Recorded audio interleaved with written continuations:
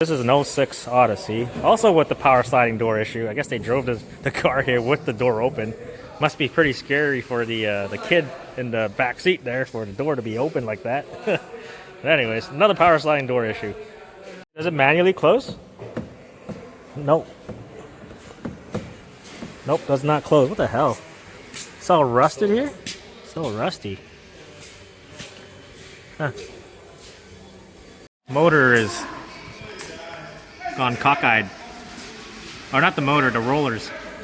It's all crooked in there, so the rollers all messed up. And then you gotta check see if the motor was okay. I wonder whose bright idea this was. You might notice that the glass is missing here because this sliding door cable failed, right? And it cut through the rail. And to access this rail, you have to remove this back glass.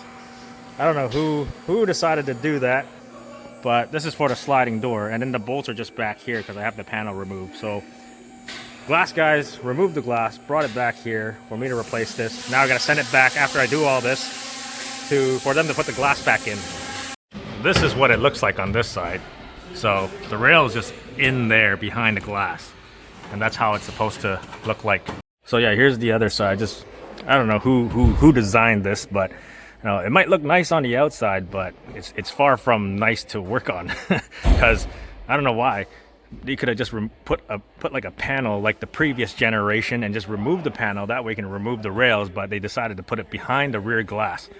And you got to remove the glass to replace that roller rail for the sliding door. But anyways, I'm still waiting for parts, so I'm going to start removing stuff because I still have to remove and replace this sliding door motor cable in the assembly, and then also the rail. Also ordered a glass, but I guess the glass guy said they can save the glass and reuse it, so that can go back. And if you're wondering, this is not warranty because it's way out of warranty already.